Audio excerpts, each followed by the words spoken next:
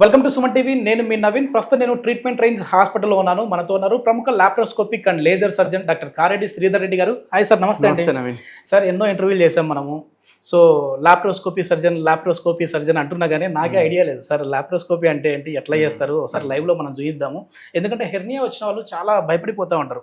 ఒకప్పుడు చూస్తే అక్కడ కోత పెట్టేసేసి దాన్ని తీస్తేవారు, కానీ ఇప్పుడు అట్లాంటివి లేకుండా మంచి టెక్నాలజీ వచ్చిందని, అది కూడా మన హాస్పిటల్లో ఇంకా అడ్వాన్స్డ్ ఎక్విప్మెంట్స్ అయితే ఉన్నాయన్నారు. ఒకసారి లైవ్లో దాని గురించి చెప్తాం. అదేవిధంగా హెర్నియా ఎందుకు వస్తుంది అని చెప్తూ దీని గురించి చెప్తాం. సో హెర్నియా అంటే మనం మామూలుగా తెలుగు వాడుక భాషలో అయితే వరి బీజం అని కూడా అంటుంటారు. కింద అంటే ఇంగ్వెనల్ హెర్నియా అని కూడా వరి బీజం అంటుంటారు. కొన్ని లాంగ్వేజ్ చూస్తే వరి బీజం అంటే హైడ్రోసెల్ కూడా వరి బీజం అంటుంటారు. సో ఈ వరి బీజము ఇట్లాంటివి లేకపోతే అంబ్లికల్ హెర్నియా అంటాము, ఇంగ్వెనల్ హెర్నియా అంటాము, వెంట్రల్ హెర్నియాలు అంటాము, ఎపిగాస్ట్రిక్ హెర్నియా, చాలా రకాల హెర్నియాలు ఉంటాయి. అంటే కడుపు దగ్గరలో వచ్చే ఒక్కొక్క ప్లేస్ వచ్చే ఒక్కొక్క హెర్నియాని ఒక్కొక్క పేరు పెట్టాం. బట్ యూజువల్గా కడుపులో ఏడ వచ్చినా దాని అంటే మామూలు వాడుక భాషలో అయితే వెంట్రల్ హెర్నియాస్ అంటుంటాం.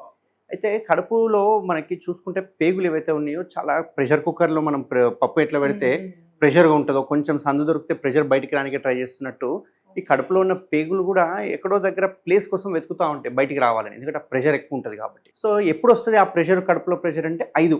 మీరు బాగా గుర్తుపెట్టుకోవాల్సింది వ్యూవర్స్ కూడా ఏంది అంటే, ఈ 5 సిమ్టమ్స్ ఎవరికైనా ఉంటే కనుక ఇమ్మీడియట్గా దాన్ని కరెక్షన్ చేసుకోవాలి. ఈ ఇమ్మీడియట్గా కరెక్షన్ చేసుకోకపోతే 100కు 100% లైఫ్ టైంలో ఎక్కడో దగ్గర హెర్నియాలు వచ్చే అవకాశాలు ఉంటాయి. ఎక్కడైనా రావచ్చు అంటే కడుపులో భుజానికో లేకపోతే తొడకో రావు హెర్నియాలు అనేది, ఓన్లీ పేగులు. అంటే కడుపులో ఉన్న పేగులు బయటికి రావడాన్ని హెర్నియా. సో కడుపులో ఉన్న పేగులు ఎక్కడెక్కడ వచ్చే అవకాశాలు ఉంటాయి అంటే, ఒకటి అంబ్లికస్ సైట్ ఎక్కువ ఇక్కడ వస్తుంటది, దాన్ని సుప్రా అంబ్లికల్ అని, పారా అంబ్లికల్ అని, అంబ్లికల్ అని అంటుంటాం. ఈ చుట్టుపక్కల వచ్చే హెర్నియాలు. రెండో మోస్ట్ కామన్ గా వచ్చేది అబ్బాయిలకు అనుకుంటే కనుక ఇంగ్వేనల్ రీజన్, ఈ గజ్జలు అంటాం కదా, ఇంగ్వేనల్ రీజన్ అంటాం, ఇంగ్వేనల్ హెర్నియాలు అంటుంటాం. అండ్ ఇంకా కొంచెం కామన్ గా వచ్చేది థర్డ్ అనుకుంటే ఇక్కడ వస్తుంటాయి ఈ ఎపిగాస్ట్రిక్ రీజన్, అంటే ఈ రీజన్ లో, దాన్ని వెంట్రల్ హెర్నియాలు అంటుంటాము. ఇంకా కొందరికి అయితే కనుక ఏదైనా సర్జరీ అయ్యింది అనుకోండి, ఇప్పుడు పాతకాలం చూసుకుంటే కనుక ఈ అందరు ఓపెన్ సర్జరీ చేసేవారు. ఈవెన్ గర్భసంచి తీయాలన్నా ఓపెన్ సర్జరీ, ఒకవేళ చిన్న పేగుకి ఏదైనా సర్జరీ చేయాలన్నా ఓపెన్ సర్జరీ, ఒకవేళ కిడ్నీకి ఏదైనా అయినా ఓపెన్ సర్జరీనే. అండ్ చివరికి కోలి అంటే ఈ మన గాల్ బ్లాడర్ అంటారు కదా, ఈ గాల్ బ్లాడర్ తీయాలన్నా కానీ అది ఓపెన్ సర్జరీ. ఇట్లా ఒక్కసారి గనక కడుపుకి కోత పెట్టినాము అంటే ముందు ఎంత అయితే స్ట్రాంగ్నెస్ ఉంటుందో కోత పడ్డాక ఆ స్ట్రాంగ్నెస్ ఉంటుంది. సో వీక్ అయిపోతాయి, మజిల్స్ వీక్ అయితే అన్ని వీక్ అయిపోతాయి. సో ఇట్లా వీక్ అయ్యే వరకు ఏమవుతుంది, కడుపులో ఉన్న పేగులు బయటికి రానికి ట్రై చేస్తుంది. ఈ 5 సింటమ్స్ ఏంటి సార్? ఇవి 5 ఏంటి అంటే, ఒకటి ఫస్ట్ది కాన్స్టిపేషన్, మలబద్ధకం. అంటే మలబద్ధకం అంటే ఏదో 4-5 రోజులు 10 రోజులు ఉండే మలబద్ధకం కాదు, కొన్ని సంవత్సరాలు మలబద్ధకంతో బాధపడుతుంటే కనుక వాళ్ళకి కడుపులో ప్రెషర్ పెరిగిపోతూ ఉంటాయి కాబట్టి వాళ్ళకు హెర్నియాలు వచ్చే అవకాశం ఉంటాయి.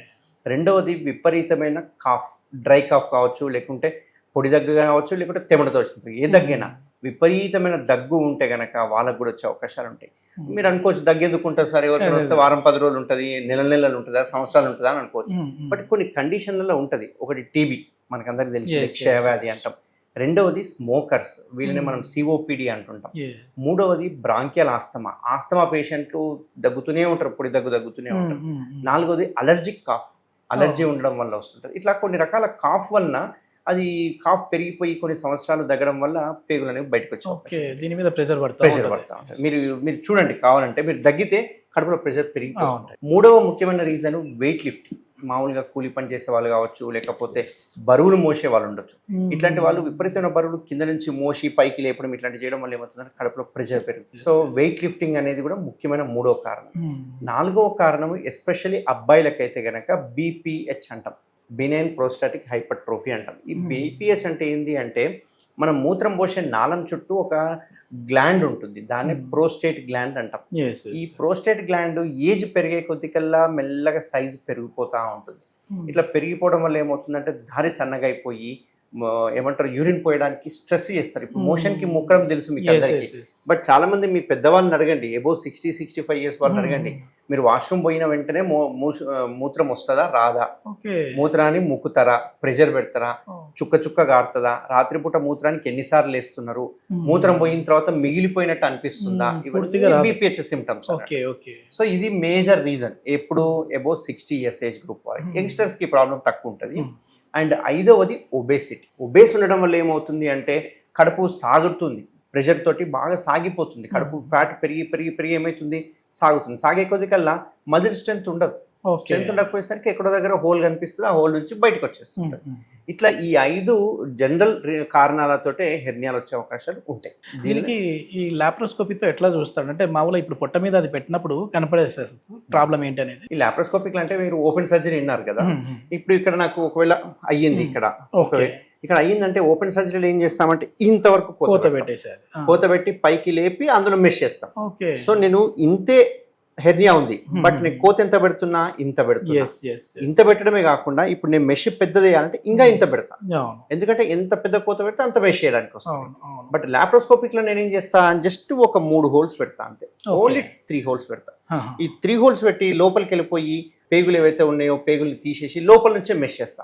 ఇప్పుడు నేను ఈ 3 హోల్స్ నుంచి లోపలికి వెళ్ళిన తర్వాత నా ఇష్టం, మెష్ పెద్ద సైజ్ అని వేయొచ్చు, చిన్నదని వేయొచ్చు, ఎంత సైజ్ అని వేయచ్చు. ఇప్పుడు నాకేంది ఈ 3 హోల్స్ చేస్తున్నా కాబట్టి నేను నెక్స్ట్ డే డిశ్చార్జ్ చేసేస్తాను. 2 days లో వాళ్ళ పనులు చేసుకోవచ్చు, ఎటువంటి ఇన్ఫెక్షన్ ఉండదు, ఎటువంటి సైడ్ ఎఫెక్ట్స్ ఉండదు. అదే ఓపెన్ ఇంత కోత పెట్టారనుకోండి, ఆ కోత ఎన్నడు హీల్ అవ్వాలి, ఎన్ని రోజులు బెడ్ రెస్ట్ ఉండాలి, పైపులు పెడతాము డ్రైన్ కావడానికి, ఇవన్నీ రిస్కులు ఉంటాయి. ఇప్పుడు దీన్ని లాప్రోస్కోపిక్ సెట్ అంటాం. దీన్ని ఈ మనం వాడేది వైరాన్ 3 HD కెమెరా అన్నట్టు, 4K కెమెరా. ఇది ఇన్సఫ్లేటర్ అంటారు. ఇందులో నుంచే మనకు CO2 అనే గ్యాస్ వస్తుంది కదా, ఎందుకంటే పొట్ట పెట్టిన తర్వాత పొట్ట ఉబ్బాలి, ఉబ్బితేనే మనకు ప్లేస్ కనిపిస్తుంది, రూమ్ ఉంటుంది. సో ఆ రూమ్ ఎట్లా ఉబ్బియాలి అంటే ఈ దాంతో ఉబ్బిస్తాం. సో దీనికి ఒక సిలిండర్ ఉంటుంది, ఆ సిలిండర్ ద్వారా CO2 అనేది దీని నుంచి మనకు ప్రెషర్ ఇంపార్టెంట్. మనకి తెలియకుండా 14 మామూలుగా 12 నుంచి 14 పక్కగా ఉన్నారనుకోండి, లావు ఎక్కువ ఉన్నారనుకో కొంచెం తక్కువ పెట్టుకుని అట్లా అడ్జస్ట్మెంట్ చేసుకుంటాం.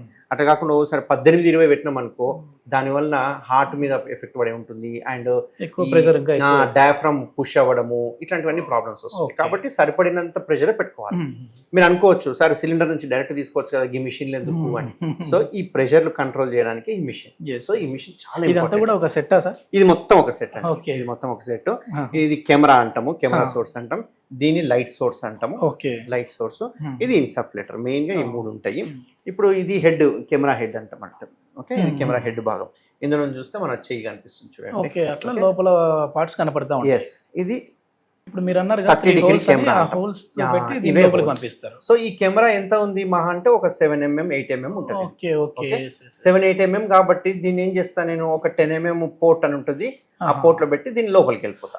ఇప్పుడు చూడండి, నేను ఇప్పుడు ఇందులో లైట్ సోర్స్ లేదు యాక్చువల్ గా, లైట్ సోర్స్ పెడితే మీకు కనిపిస్తుంది. సో ఇప్పుడు నా చెయ్యి కనిపిస్తుంది. సో ఇప్పుడు లైట్ సోర్స్ ఉంటే చాలా క్లారిటీ ఉంటుంది అన్నట్టు మీకు. సో ఇది లైట్ సోర్స్ అంటాము, ఈ మిషన్ లైట్ సోర్స్ అంటాము. సో ఇప్పుడు మీరు ఇక్కడ చూసుకుంటే కనుక ఇది కెమెరా కదా, మీరు చెయ్యి ఇవ్వండి, ఒకసారి చెయ్యిస్తే ఇప్పుడు మీ చెయ్యి కనిపిస్తుంది, అన్ని కనిపిస్తున్నాయి, చిన్న డాట్స్ కూడా కనిపిస్తున్నాయి. మీరు ఇలా పెట్టండి, ఇలా పెట్టండి. ఇప్పుడు ఈ రకంగా మేము కడుపులోకి వెళ్తాం అన్నట్టు, ఈ రకంగా కడుపులోకి వెళ్తాం, ఇట్లా కడుపులోకి వెళ్ళిపోతాం. సో మీకు ఇట్లా చూసుకుంటే కనుక చూడండి ఎంత క్లారిటీగా ఉంది. సో ఇందులో మనకేంది పేగులు కానీ ఏ ఉన్నా కానీ చూసుకుంటే వెళ్తాం అన్నట్టు. సో దీనివల్ల ఎటువంటి డ్యామేజ్ ఉంటుంది. ఇది కొంచెం రిజల్యూషన్ చాలా హై రిజల్యూషన్ కాబట్టి మీకు క్లారిటీ చాలా ఎక్కువ ఉంటుంది అన్నట్టు.